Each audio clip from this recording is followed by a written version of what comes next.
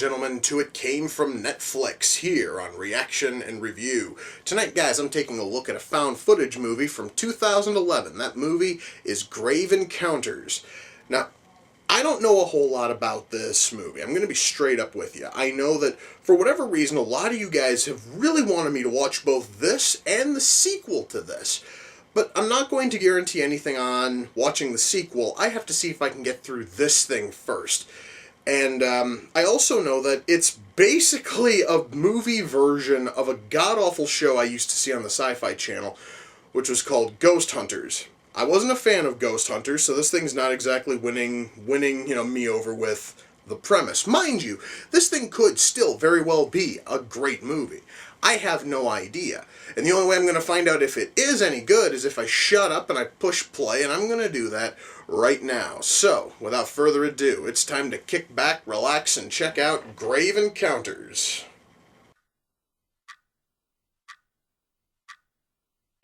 Well, guys, this movie does have one thing in common with Ghost Hunters so far.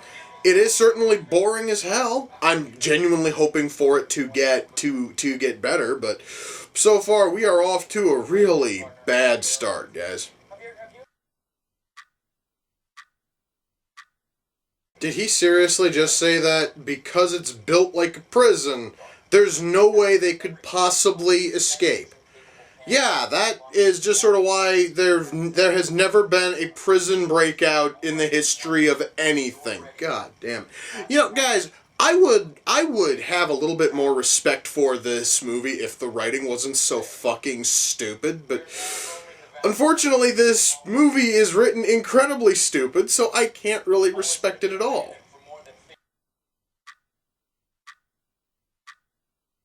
Alright, guys, I'm gonna ask this.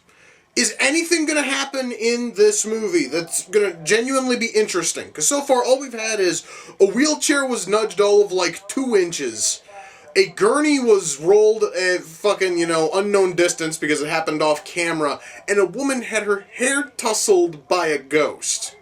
Or possibly by a stiff breeze. No one fucking knows.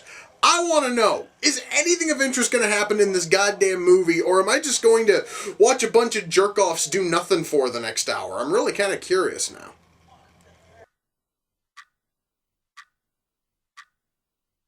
So, our characters are trapped in a haunted nuthouse. It's permanently dark out. There is no way out because all the exits now lead to more hallways.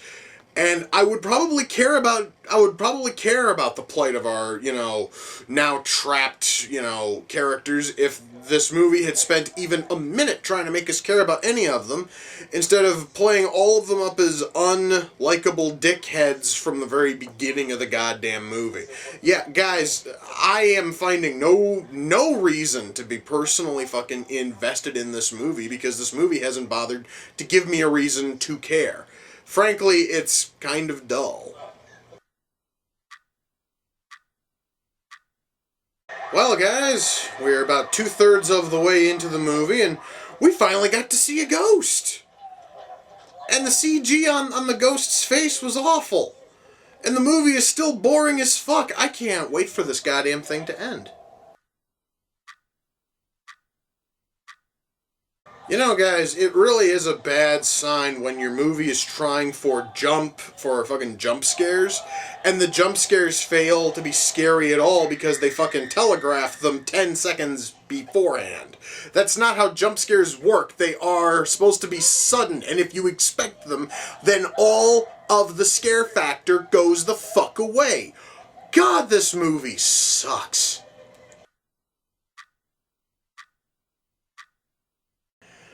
Well, guys, that was Grave Encounters. Let me shut that crap off. Okay,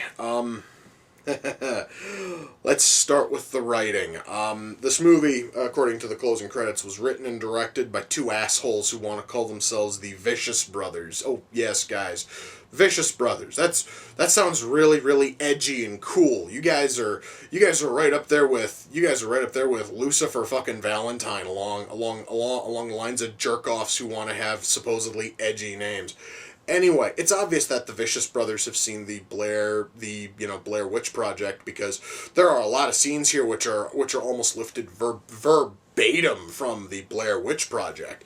In fact, this thing really has just the air of a Blair Witch knockoff all fucking over it, with the only difference being the Blair Witch Project is in the woods. This thing is in a mental hospital, an old rundown, supposedly haunted mental hospital, because both films have the same problems for the characters. And what I mean is that in Blair Witch, our characters got lost because they didn't have a map. Well, you don't need a map for a mental hospital, but that doesn't stop people from getting lost. And once they finally get to the lobby and they really think it's okay to get out, they then go and they bust open the exit to find another hallway. So they are now walking around in this infinite maze because the ghosts will it, or whatever fucking half-assed or whatever kind of half-assed excuse the filmmakers want to throw at us for this. So we have that. The famous ending of Blair Witch is separated into two different scenes, because we have the famous shot of a character standing and facing the corner in Blair Witch.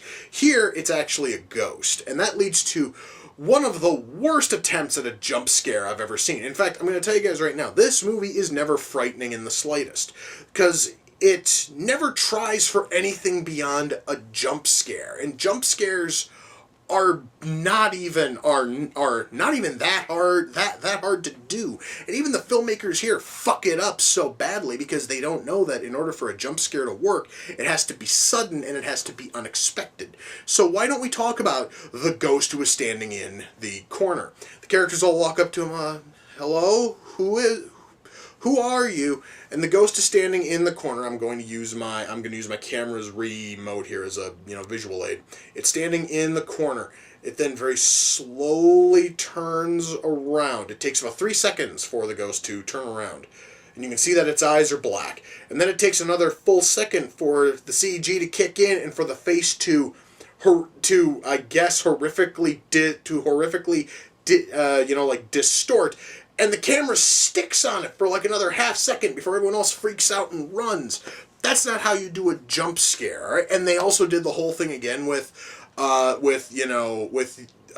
essentially a character's face like fucking up through CG, and it is supposed to be frightening, except the camera holds on it for too long, and that's at the very end, which is the other half of this Blair Witch ending comparison, where our main character, he goes and he like finds this room, and there's shit like all over the walls, similar to the house at the end of Blair Witch, and he then looks over towards a corner, but he doesn't see a person standing there.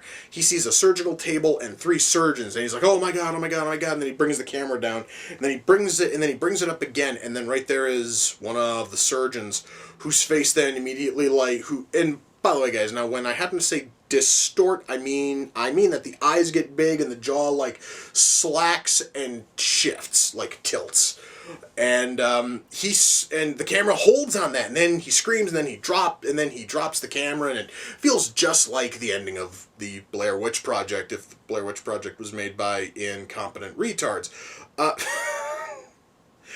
This movie could not be scary if it even tried. Part of the reason why is because when you're making a horror movie like this, you want to have a reason to care about the characters who are being hassled by the specters, the spirits, whatever. And we don't get that here. The closest thing we know is that one of the characters has a kid. That's it. Why? Because his girlfriend or his wife, it's not really fully established, calls him as he's filming, way early in the film before everything gets all, scary. And he has to talk to his daughter on the phone. That is the closest thing we have to depth for any of these characters. And beyond that one scene, every single character is a massive douchebag, and they also are played up as the ultra cynical types who are really just just doing this whole, like, ghost hunting thing for the sake of making a TV show, and they fucking know that ghosts are fake and this and that and yada yada yada. None of them have a single likable trait about them. All of them are basically just con artists working on a show in order basically to scare fucking rubes into thinking that the bullshit which they're filming is somehow haunted. Which is not really the best way to show off everything, especially since you get this even more because this is all just cobbled from the 70 plus hours that were filmed, and you see a whole lot of the behind the scenes shit, and they're talking about how, oh yeah, we can just go and put in like orbs in fucking post and what have you, and they're just talking about how they are going to spice it up and make it look more haunted and scary, which of course makes everybody look like massive dickheads, and when all of them start, turning up fucking missing or dead or, fucked up or what have you, you really don't care because you kind of want it to happen to them. So because we don't have a single likable character amongst the cast, the closest thing we have to depth is that one of them has a fucking kid. It really doesn't matter what happens to these characters, and ultimately the movie feels like a waste of an hour and 30 minutes. It really does. It's a fucking waste of time. Now, I've already talked about a pair of the jump scares in the other one that just shows that the fucking Vicious brothers don't know how to do anything right, has to do with the bathtub. Now, we are told about the bathtub way early on, and they play it up as this big major thing where there was a patient who committed suicide in this bathtub, and so on, and you can still hear the sound of running water in here at night and what have you, and they suddenly see the bathtub and it's full of blood, and then two characters walk up and they just stare at it, and they stare at it for a good 6 seconds. Now, any viewer with any kind of smarts knows something is going to spring out of the tub, and it's supposed to be meant as some kind of a wacky little like jump scare, except something doesn't spring out, it just kind of slowly climbs out, and that is supposed to be frightening. It would have been more frightening if a corpse would have magically just fallen from the ceiling and splashed into the bathtub. But see, that though, guys, is thinking outside of the box, and the Vicious brothers are more than happy to be inside of their stupid little box for as long as possible. Anyway, writing here, guys, is a fucking joke, and the jump scares suck. And the fact that this is a horror movie that is fucking relying entirely on jump scares just sort of shows us that it's not going to be frightening at all. And mind you, guys, this thing here was on my first viewing, and they were telegraphing every single jump scare. That means that if I were dumb enough to stun and watch this thing a second time, I know everything which is going to come, which then makes every single scare even less impactful. So this thing, guys, isn't even worth watching a second time because it's completely toothless the fucking, first time through. The second time through is just going to be fucking exercise in tedium. This movie sucks just simply on its writing alone. Let's talk about camera work. I am going to praise them on one thing. We have multiple types of cameras. Each camera has different levels of quality and graininess and everything else. All of that sounds awesome, and that right there is one of those nice touches I always look for in found footage films. But apparently, every single time that one of these cameras distorts at all, and we get any kind of distortion from the camera dropping or whatever, all of them distort the same fucking way, with 3 white bars of pixels that basically go about 3/4 across the screen, and then a couple of the pixels will begin to vanish and what have you. This, guys, happens if a camera is just gently set down, that happened once, or when a character with a camera on dives down a fucking elevator shaft, the camera's distorted the same fucking way. I'm going to ask you guys, if you were to take a camera and you were to just set it down from like 2 inches or drop it from 30 feet, do you think those cameras would fucking distort in the exact same way? No, in fact, the camera that falls 30 feet is probably going to have a cracked lens, it's probably going to be broken. None of that happens here because the Vicious Brothers apparently don't know how cameras work, which makes sense since they don't know how to make things frightening. Why the fuck would they know how a camera functions when it's dropped from any high up height? Guys, beyond that, though, beyond the really lazy attempt to make things look as if the cameras are being, damaged somehow, camera work here is rather good in terms of found footage. I honestly am not going to dump on camera work. It is done very, very well. Lighting here is also done very, very well. It really is able to set up a nice dark and creepy atmosphere. I just wish that we had a creepy film to go with the creepy atmosphere, but hey, you know what? Baby steps, at least they got the fucking lighting, right. At least they got camera work and lighting right. I really can't ask for much more there.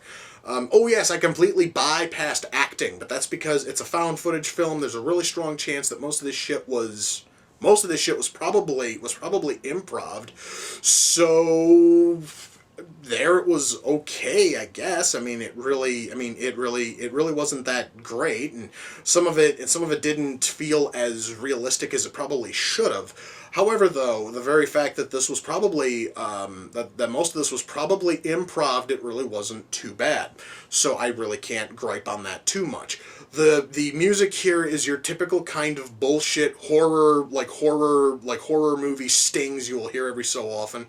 Which, mind you, if this thing is just supposed to be the raw footage edited for the sake of showing people what happened, you wouldn't put in musical stings, but yet there's still a couple of stings in here. Mind you, that guy's is it for music, too, is like 3, 4, 5 musical stings that usually go with every one of the jump scares. Or, my fault, the jump scares. Yeah, I really want the Vicious Brothers if they decide to make more of these. And I know that there's a sequel. No, I'm not gonna fucking watch it. I want them to learn how a fucking jump scare is supposed to work, instead of going with the bullshit which they did here. It was fucking disgraceful. Ultimately, guys, am I able to recommend Grave Encounters? No.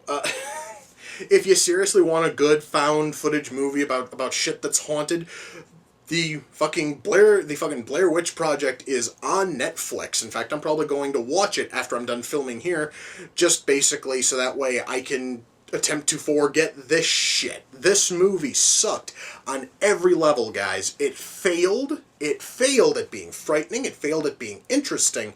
It failed at being good. Alright? And all of that has to go, and all that boils down to the story, the characters, and, well, again, the fact that every camera distorts in the same way no matter what happens to the fucking cameras. It's all lazy bullshit, and I'm kind of sorry that I wasted my time on it. Now, yes, you can watch this on Netflix, but my big question to you is, why the fuck would you want to?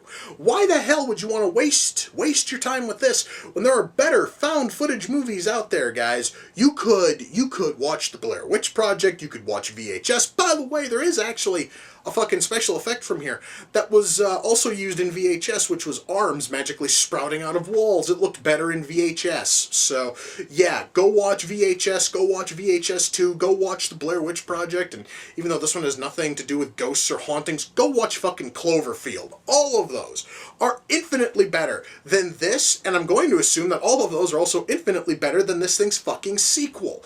And once more, no, I am not going to watch the fucking sequel. This thing sucked plenty as it fucking is, and fuck the sequel, and fuck the assholes who made this piece of shit.